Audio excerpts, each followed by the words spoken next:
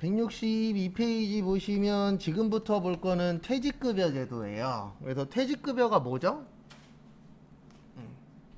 우리가 일반적으로 이야기하는 퇴직금 있죠? 예, 그거를 이제 뭐라 그래요? 퇴직급여라고 표현을 합니다. 그래서 우리가 이제 퇴직금을 주는데 원래 퇴직금은 일반적으로 이렇게 주도록 되어 있어요. 퇴직 전 3개월의 평균 임금 곱하기 근속연수.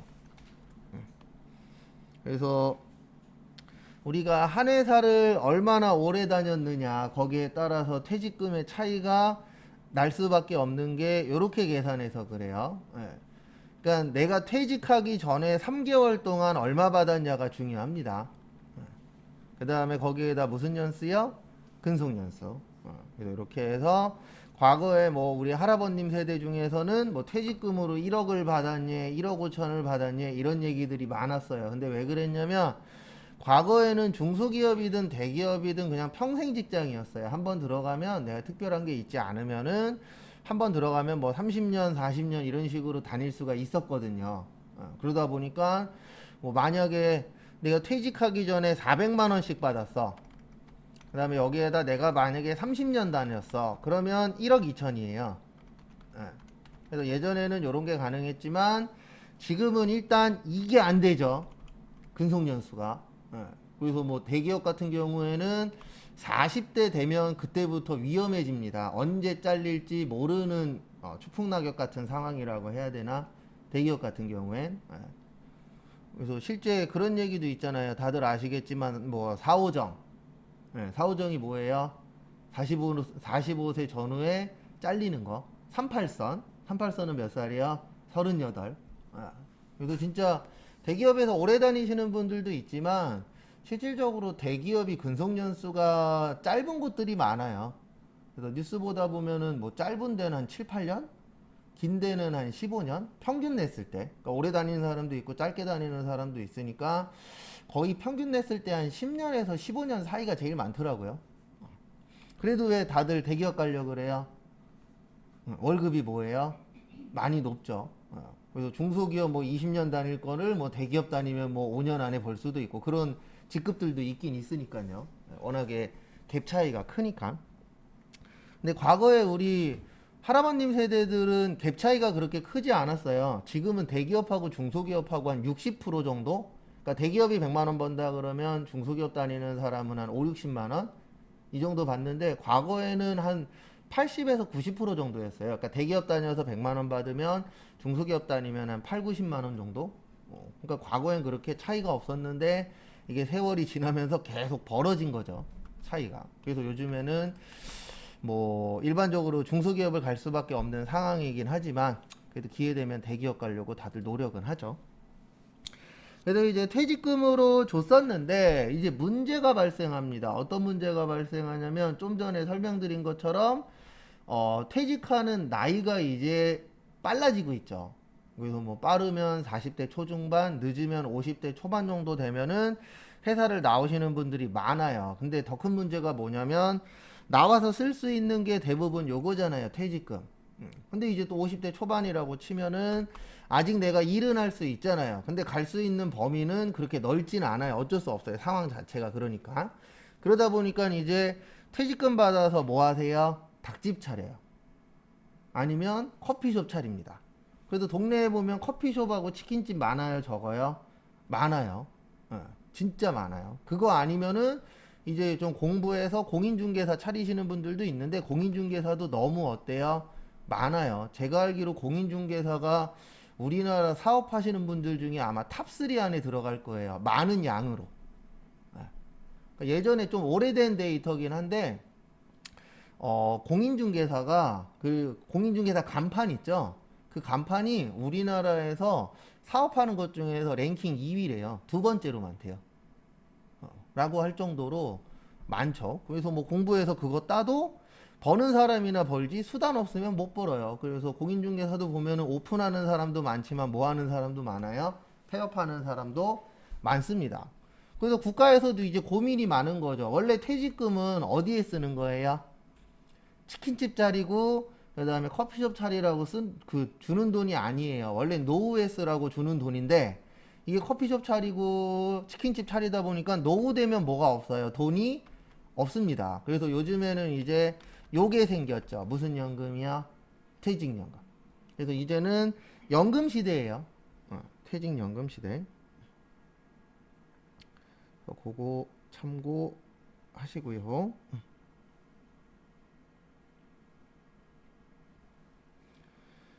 그래서 보시면은요, 이제 퇴직연금이 있는데 두 가지가 있어요. 확정급여형하고 확정기여형. 그래서 저희한테는 솔직히 요게 잘 나오긴 합니다. 퇴직금 주는 방식이 크게 두 가지가 있는데, 일단 연금 먼저 설명할게요. 여기 좀 더 잘 나오니까. 그래서 확정급여형이라고 나오면 저희가 기억하셔야 되는 건 요거예요. 붕괴 문제로 나오거든요. 그럼 그때 뭐를 써야 돼요? 퇴직연금, 운용자산. 그 다음에 기여형이라고 나오면 퇴직급여.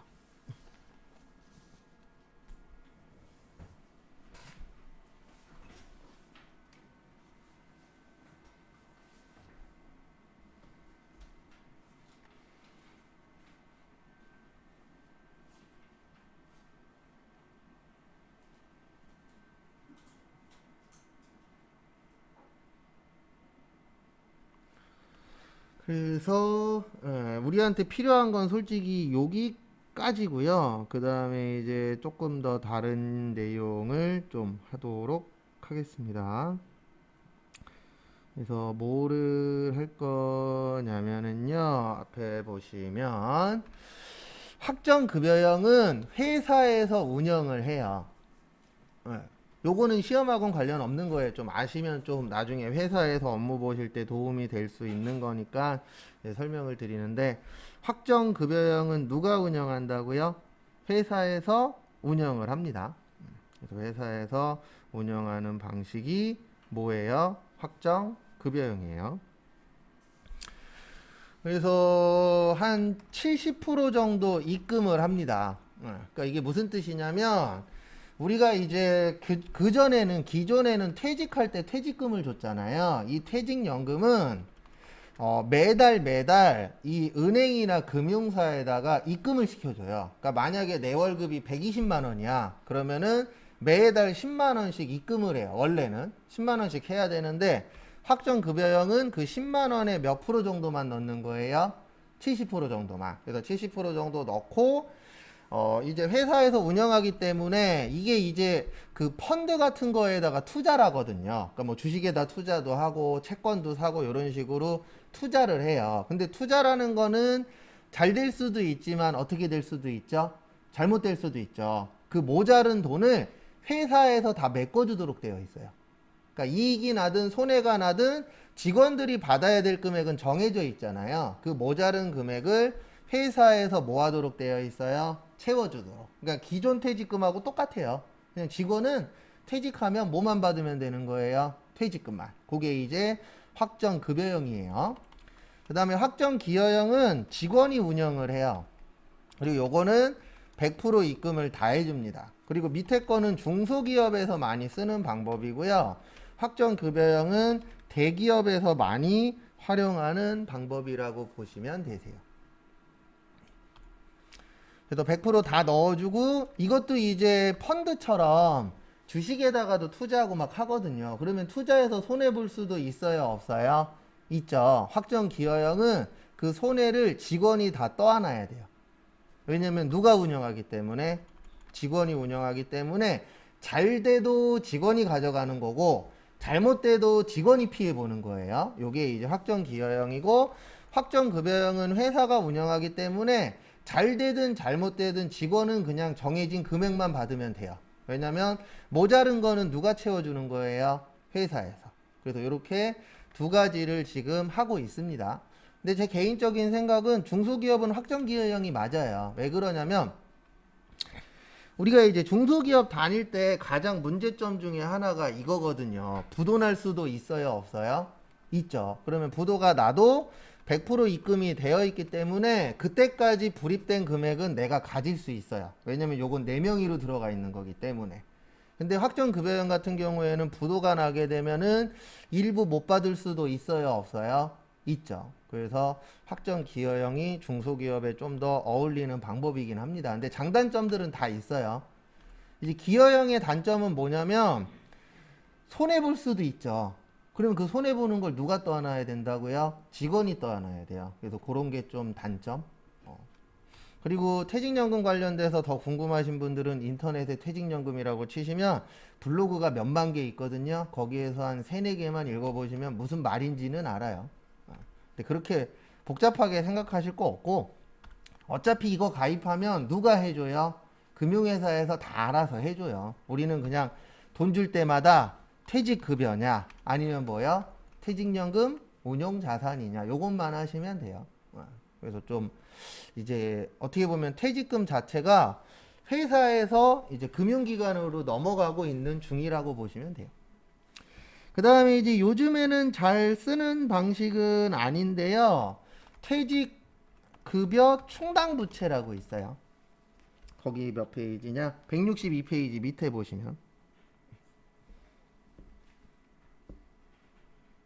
뭐라고 있으세요? 퇴직급여 충당부채. 충당 나오면 무조건 보충법이에요. 무슨 법이요? 보충법. 그래서 요거는 이제 퇴직금을 주기 위해서 충당 나오면은 뭐 하는 거라고요? 준비하는 거예요. 뭐 하는 거예요?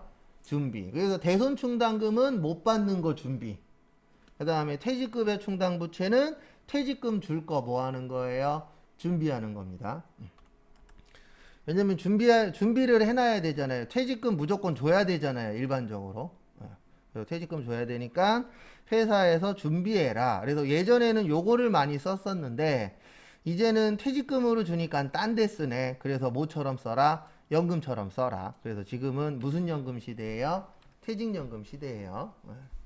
그래서 회사에서 직원들 그만두면은 은행 가서 퇴직금 관련된 통장 만들라 그래요. 그러면 은행 가셔갖고 퇴직하려고 그러는데 통장 만들어 주세요. 그러면 알아서 다 만들어 줍니다. 그리고 아직은 저기 국회에서 일을 안 하고 계셔서 해약하기가 쉬워요. 퇴직연금 통장을. 근데 나중 되면은요, 해약하기 어려워질 거예요. 왜냐하면 원래 목적이 이 퇴직금을 못 빼쓰도록. 그러니까 특별한 경우 아니면 어떤 경우였냐면은 내가 결혼을 한다거나 집을 산다거나 아니면 사고가 크게 나서 병원비가 필요하다거나 요런 몇 가지 특이사항 아니면은 원래는 해약을 못하게 만들어야 되거든요. 근데 국회에서 일을 안 하고 계시잖아요, 지금. 그러다 보니까 아직은 좀 법이 약해요. 근데 나중에 이제 일을 하는 타이밍이 오면은 퇴직연금 빼쓰기가 어려워질 겁니다. 근데 지금은 되게 쉬워요. 그냥 은행 가갖고, 퇴직하신 다음에 그 퇴직연금 통장에 들어온 거를 그냥 뭐 하면 돼요? 해약하시면 돼요. 그리고 해약하시면 뭐 해약 안 해도 똑같긴 하지만 세금은 띄고 받는 겁니다. 우리 돈 벌면 뭐 내셔야 돼요? 세금 내도록 되어 있어요, 법 자체가. 그래서 세금은 띄고 받는데 우리한테 필요한 거는 급여형 나오면 뭐가 기억나야 돼요? 퇴직연금, 운용자산. 기여형 나오면 퇴직급여. 우리한테는 요게 중요합니다. 그 다음에 충당 나오면 무슨 법이요? 보충법. 요 정도만 알고 계시면은 공부하시는데 크게 지장은 없으세요. 그리고 과거에는 이것도 있었죠. 중간정산 제도라고. 요거 있었어요? 없었어요? 있었죠. 그래서 어떤 회사는 1년이 되면 직원 1년이 되면 사인해. 그래갖고 사인하면은 내 통장에 2달치 월급이 들어가 있죠. 하나는 원래 월급이고 또 하나는 뭐예요? 퇴직금. 근데 왜 이렇게 했냐면은 요거 때문에 그런 거예요. 요게 무섭거든요. 퇴직 전 3개월의 평균 임금. 왜냐면 우리나라는 근속연수가 올라가면 올라갈수록 월급이 어떻게 되죠? 올라가죠. 그래서 우리나라는 능력제가 아니잖아요. 대부분 뭐예요? 얼마만큼 일을 오래 했느냐. 그래서 오래 하면 오래 할수록 월급을 이제 많이 받는 구조로 되어 있기 때문에 중소기업 입장에서는 오래된 사람들이 많으면 좋은 거예요? 나쁜 거예요? 나쁜 게 돼버리는 거예요. 퇴직금으로만 봤을 때에는. 그래서 이제 중가운데에 주자라고 해서 이제 중간정산제도가 생겼는데 어쨌든 이것도 문제긴 한 거죠. 왜냐하면 퇴직금이 원래 중간에 받아서 쓰는 게 아니라 노후에 쓰는 돈이에요. 그래서 하나 알고 계셔야 되는 게 우리나라는 현재 3연금 제도예요. 그래서 연금이 몇 개예요? 3개예요. 하나는 국민연금. 요거는 회사에 취업하시면은 가입되죠. 그 다음에 무슨 연금이요? 퇴직연금. 요것도 일반적으로 이제 회사 들어가시면은 가입이 대부분 됩니다. 뭐 안 하고 있는 회사들도 있긴 있지만 대부분 회사들이 현재 퇴직연금 가입해 있고, 그 다음에 개인연금. 예, 요건 이제 뭐 은행이나 보험회사나 요런 데에서 가입하는 연금들이 있어요, 없어요? 있죠. 예, 요렇게 세 가지를 준비를 하셔야 돼요. 근데 요거는 강제가 아닙니다. 예, 요 앞에 거는 강제예요. 그래서 이 개인연금은 내가 여윳돈이 좀 있으신 분들은 준비하는 게 좋죠. 원래 제일 좋은 연금은 뭐냐면은요, 자녀연금이에요. 그래서 우리 자녀가 잘 돼서 매달 통장에다가 200만 원, 300만 원씩 꽂아주면 깔끔하게 해결이 되는 건데, 그럴 수 있는 자녀가 많아요, 적어요? 적죠. 예, 안 뺏어가면 다행입니다. 200만 원, 300만 원씩 집에서 뺏어가시는 분들도 있어요. 예, 그래서 그거 아니면 다행이기 때문에. 그래서 요거 준비하실 때 결혼하신 분들은 이제 부부 포함해서 한 200 이상? 지금 200 이상이니까 아마 여기 계신 분들은 250, 300 이상은 나올 수 있게끔 준비는 하셔야 돼요. 그 200만 원이 기본적인 생활하는데 한 달에 얼마 정도 필요하다라 그래요? 200. 풍요로운 생활은 아닙니다. 200 갖고 풍요로운 생활이 될 수가 없죠. 그래서 그런 식으로 좀 준비를 하셔야 된다라고 하더라고요.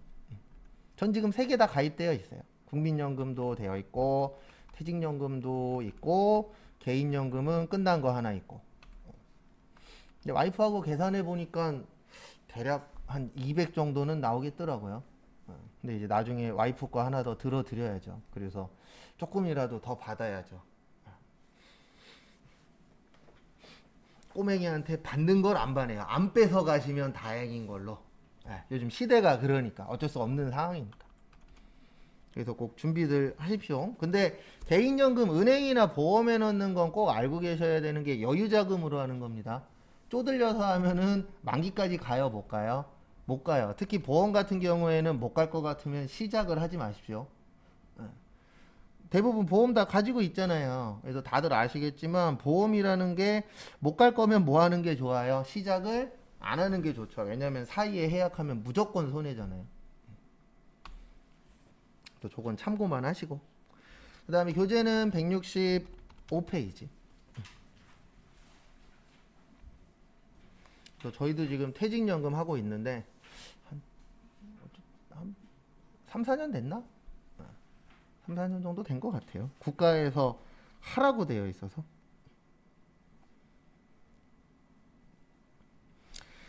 그 다음에 자본 볼 겁니다. 뭐 보실 거예요? 자본.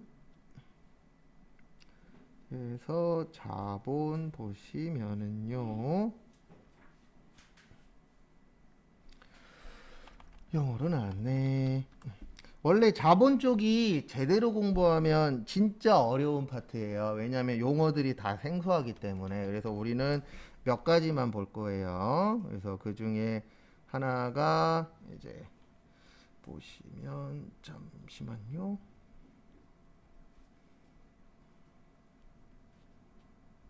잠시만요. 죄송합니다.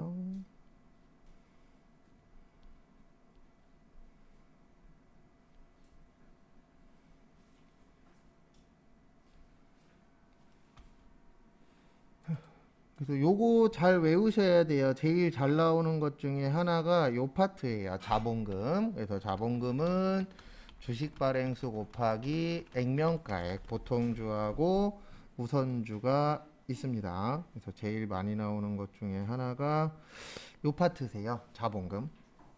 또 뭘로 잘 나오냐면 여기 보시면 제가 액면가라고 썼잖아요. 요걸 발행가로 잘 내요. 무슨 가요? 발행가. 그 다음에 요것도 외우셔야 돼요. 이익잉여금. 그래서 이익잉여금은 두 가지로 나누어집니다. 이익준비금하고 끝에가 적립금. 그래서 이익준비금 정의는요, 이렇게 되어 있어요. 현금 배당의 10분의 1 이상, 자본금의 2분의 1까지. 그리고 안 외우는 거는 이렇게 생각하시면 돼요. 프로그램에 도움을 받을 수가 있어요. 저희가 시험 볼 때. 그래서 안 외우는 거는 그 프로그램을 활용해서 할 겁니다. 그 다음에 저희가 외울 때 딱 두 가지 순서대로 외우는 게 있거든요. 그 중에 하나가 요거예요. 결손금 무슨 순서요? 처리 순서. 이거는 왜 순서대로 외우셔야 되냐면 시험 문제 나오면 그냥 순서대로 나열하세요. 이게 시험 문제예요.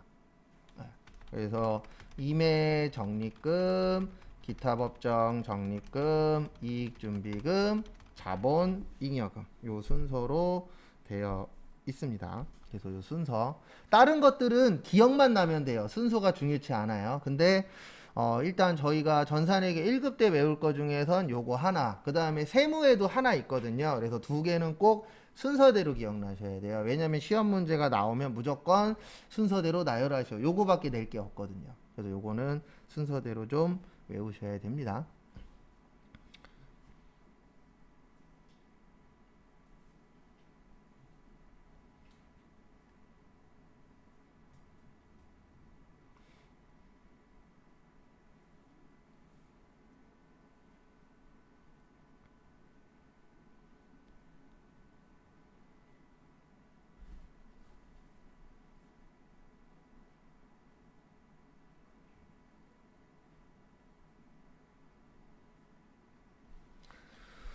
그래서 요거 잘 기억하시고요. 교재는 165페이지 보면서 간단하게만 설명드리고 넘어갈 겁니다. 왜냐면 여기 자세하게 볼 수가 없어요. 시간도 시간이고 다행히도 그렇게까지는 안 내시더라고요.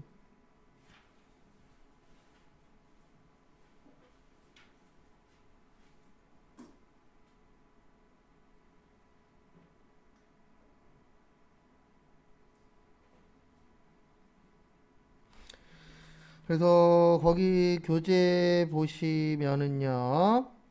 주식회사의 자본. 그래서 우리가 회사를 무슨 회사라 그래요? 주식회사라 그래요. 왜 주식회사라 그래요? 뭘로 이루어져 있어서? 주식으로. 그래서 주식회사라고 하는 겁니다. 그래서 주식회사란 자기가 인수한 주식의 금액을 한도로 회사에 대하여 출자 의무를 질 뿐 회사 채권에 대하여는 전혀 책임을 지지 않는 사원, 유한책임 사원, 즉 뭘로 구성되어 있는 회사예요? 주주.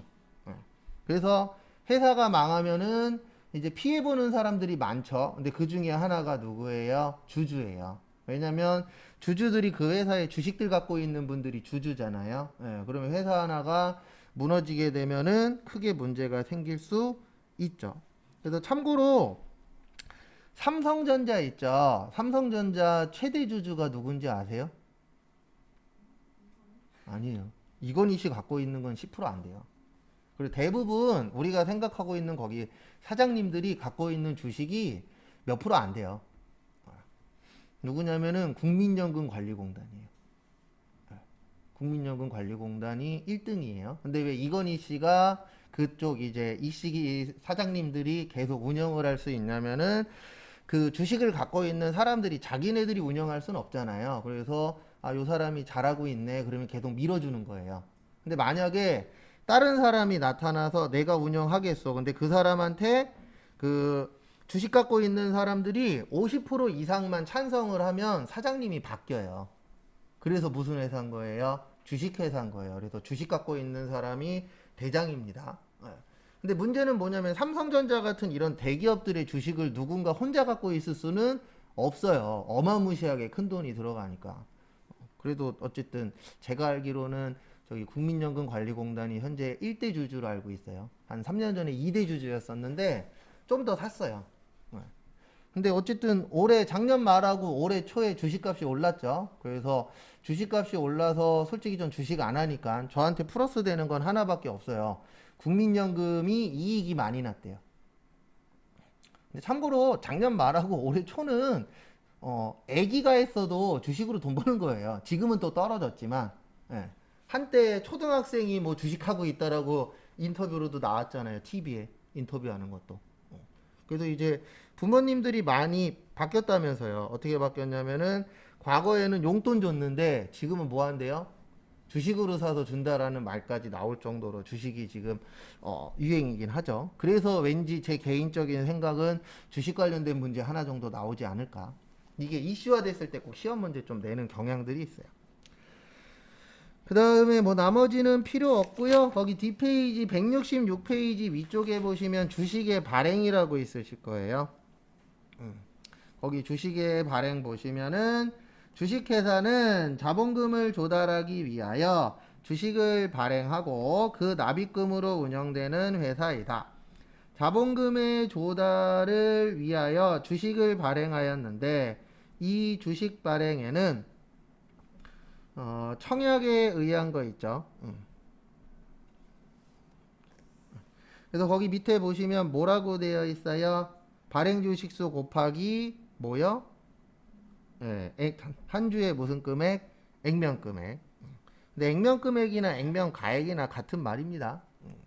그래서 그거 잘 봐두시고요. 그 다음에 거기 밑에 보시면 할증 발행이라고 있어요. 그 할증 발행 옆에다가 적으셔도 되고 아니면 밑에 있는 거 밑줄 치셔도 돼요. 우리 할증의 뜻이 뭐죠? 할증. 싸다, 비싸다? 비싸다. 그래서 주식을 비싸게 발행하는 걸 주식 발행 초과금이라 그래요. 뭐라 그래요? 주식 발행 초과금.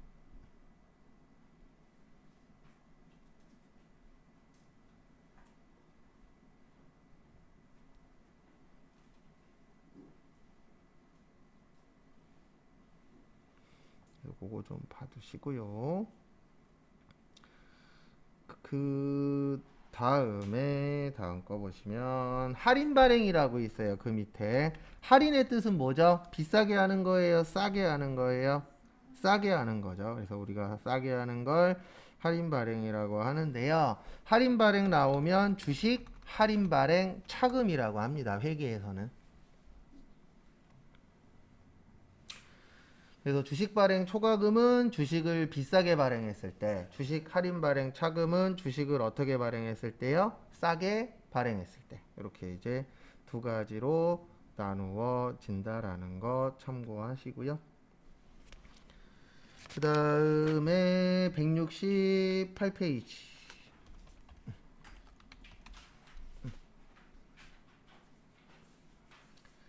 자본금의 증자 및 감자라고 있습니다. 그래서 자본금의 증자 및 뭐요? 감자. 증자의 뜻이 뭐예요? 증자. 네, 요거는 자본금이 증가하는 걸 증자라 그래요. 네, 증가한다. 무슨 금? 자본금. 그 다음에 감자는 뭐예요? 네, 감자는 감소한다. 뭐요? 자본금. 그래서 회사 입장에서는 뭐가 좋은 거예요? 증자가 좋은 거예요. 왜냐하면 감자한다란 얘기는 회사가 안 좋아지고 있다는 뜻이에요. 왜냐하면 자본금이 일반적으로 회사 돈이잖아요. 그러면 회사 돈이 줄어들고 있네. 그 얘기는 회사가 안 좋아지고 있다라고 받아들이시면 돼요.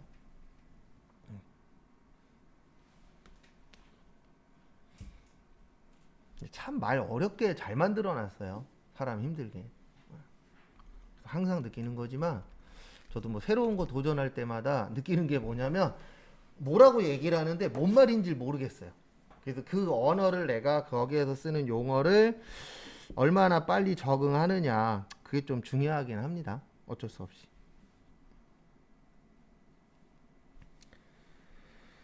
그 다음에 거기 자본금의 감자 방법 중에서 거기에다가 밑줄 좀 쳐주세요. 거기 밑에 글씨 보시면 소각이라는 말이 있을 거예요.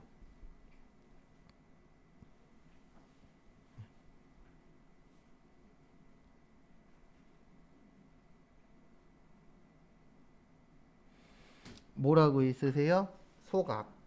우리 소각의 뜻이 뭐죠? 소각. 우리 학교 다닐 때 소각장이 있었잖아요. 소각장에서 뭐예요? 불 피우죠. 불 피워서 쓰레기 같은 거 없애고 예전에 그랬잖아요. 지금은 하면 안 되지만. 그래서 소각 그러면은 없앤다라고 생각하시면 되세요. 없어지는 거. 그래서 결론은 뭐냐면 아까 제가 자본금은 이렇게 구한다 그랬잖아요. 주식 발행수 곱하기 무슨 가액이요? 액면가액이라고 했었죠. 근데 이제 소각을 하게 되면은 요 주식 발행수가 줄어드는 거예요. 왜냐면 소각 그러면은 그냥 불질러서 없애는 걸 얘기하는 거거든요. 그래서 소각 그러면은 요게 기억나셔야 돼요. 감자. 왜냐면 소각하면은 불질러서 없어진다 그랬잖아요. 그러면은 자본금이 늘어요, 줄어요? 줄겠죠. 예, 그래서 소각하면은 뭐가 기억나야 돼요? 감자가 기억나야 됩니다. 근데 이거 시험 때 나오면 되게 어려운 문제예요. 왜냐면 지금까지 시험 본 거 다 뒤져봐도 두세 개밖에 없어요. 그러면 많이 나오는 시험 문제는 아닙니다. 근데 힌트가 요거밖에 없어요. 뭐요? 소각. 그래도 소각 나오면 두 가지 중에 하나 써요. 감자 차익하고 감자 차손.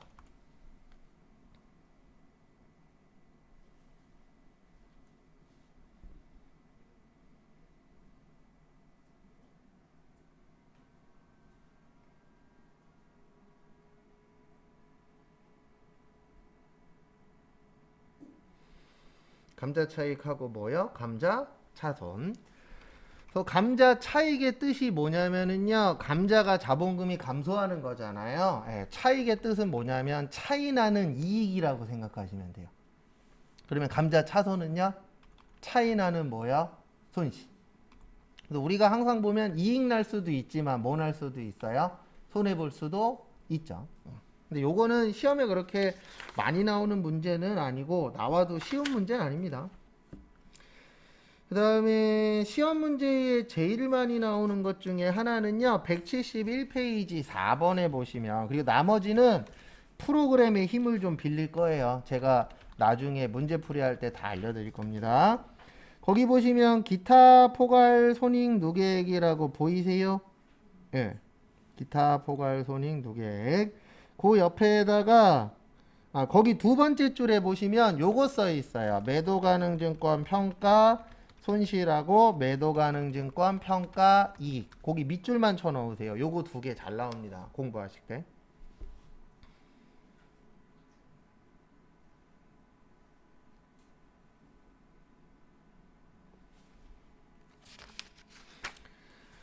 그래서 시험 문제에 기타 포괄 손익 누계액에서 매도 가능 증권 평가 손실하고 뭐 많이 나온다고요? 매도 가능 증권 평가 이익. 근데 저는 나중엔 요렇게 쓸 거예요. 매도 가능 증권 평가 손익이라고 쓸 겁니다. 제가 손익이라고 쓰면은 손실하고 뭐라고요? 이익을 줄여서.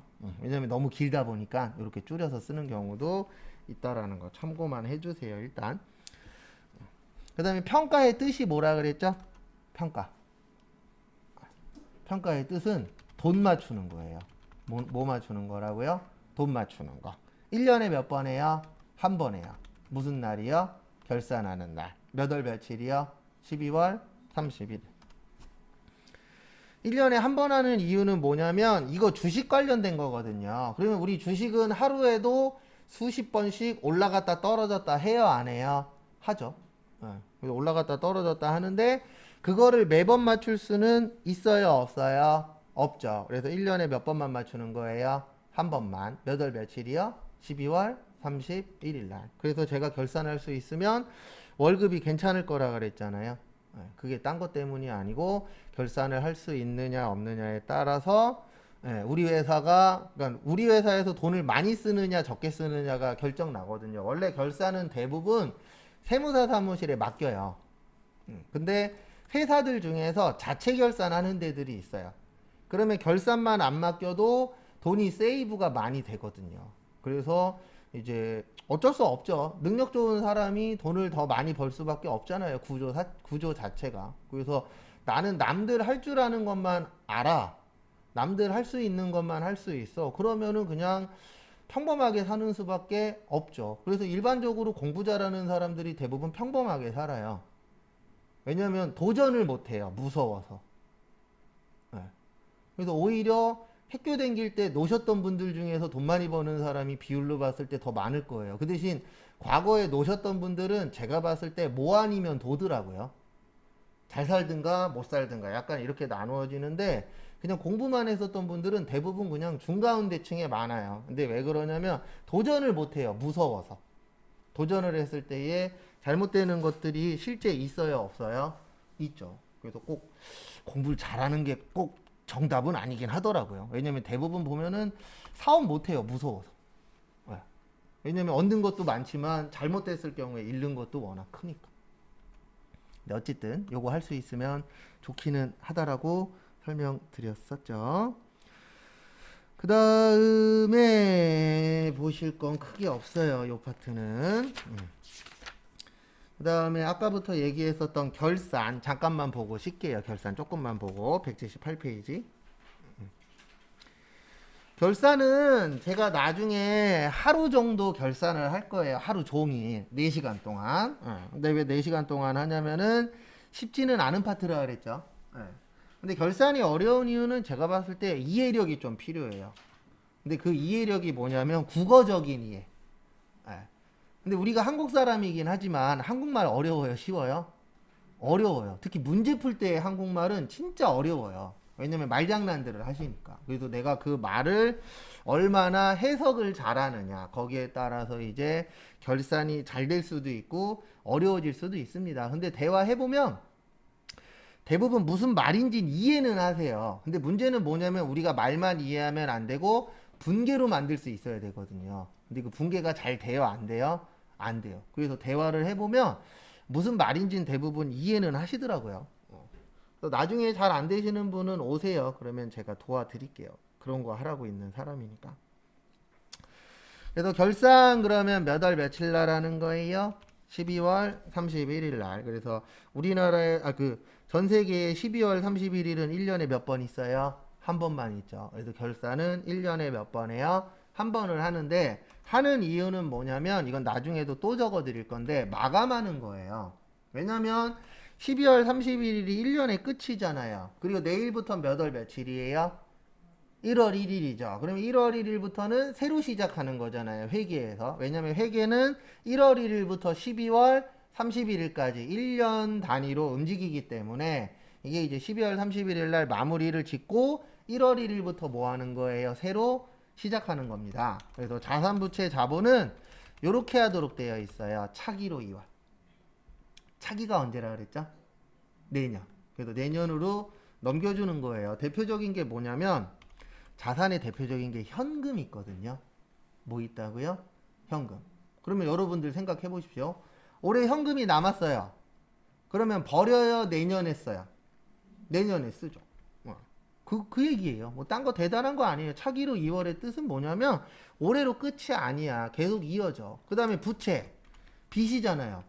만약에 빚을 1년 동안 안 갚으면 안 갚아도 된대. 그러면 뭐하러 여기 있어요? 맨날 빚 지고 놀러 다니면 되지. 맞죠? 근데 문제는 뭐냐면 올해 못 갚았어. 그럼 언제 갚아야 돼요? 내년에 갚아야 되죠. 그래서 올해 못 갚은 빚도 언제로 넘어가요? 내년으로. 그래서 자산하고 부채하고 자본은 언제로 넘겨준다? 내년으로 넘겨준다. 왜냐면 올해로 끝나는 게 아니고 내년하고 이어지니까. 그 다음에 수익하고 비용은 손익에 대체하고 내년에는 빵이에요. 이게 무슨 뜻이냐면 수익의 가장 대표적인 게 월급이에요. 우리 일상생활로 연결을 하면. 그러면 대부분 월급 얘기할 때 이런 식으로 많이 합니다. 어떤 식으로 많이 하냐면은 나 2020년도에 얼마 벌었다. 1년치 우리가 연봉이라고 표현하죠. 그런 식으로 얘기하지 이렇게 얘기하시는 분들은 드물어요. 나 20살부터 지금까지 얼마 벌었다. 이렇게 이어서 얘기하는 사람들은 많아요, 적어요? 적죠. 그래서 수익은 대부분 1년 단위로 끊는 거예요. 몇 년 단위요? 1년 단위. 근데 자산부채 자본은 끊어지는 게 아니고 계속 뭐가 되는 거예요? 이어지는 거예요. 왜냐면 남아있으면 또 내년에 또 써야 되고 못 갚았으면 내년에 뭐 해야 돼요? 갚아야 되고. 그래서 요거를 이제 회계상으로 이 작업을 해주는 거예요. 근데 말로는 쉬운데 이게 어려운 이유가 뭐냐면 결론은 마감이라는 게 정리하는 거거든요. 다 정리를 해서 내년에 정확한 데이터를 뭐 해줘야 되는 거예요? 넘겨줘야 되는 거죠. 근데 그게 쉽다 어렵다? 어렵죠. 왜냐면 우리가 정리라는 게 절대로 쉬운 게 아니잖아요. 내용 자체가. 그 다음에 그 안에 보시면 뭐 발생주인이 이연이니 뭐 이런 얘기 되게 많거든요. 그거는 그 결산할 때 다 알려드릴 거예요. 그래서 그때 보면은 되고요. 그 다음에 잠깐 쉬었다가 10시 35분에 저기 189페이지 있어요. 재무제표. 거기부터 보도록 하겠습니다.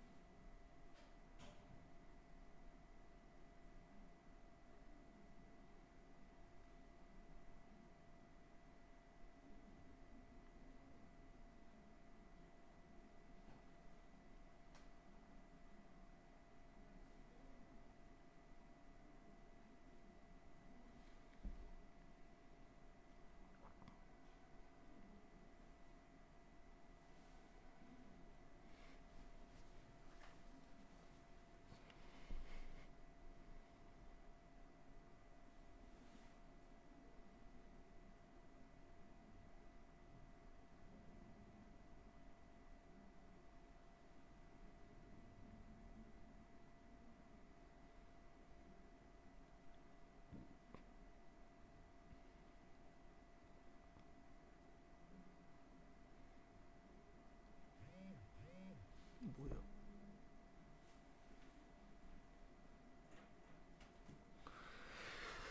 진짜가 또 나왔어.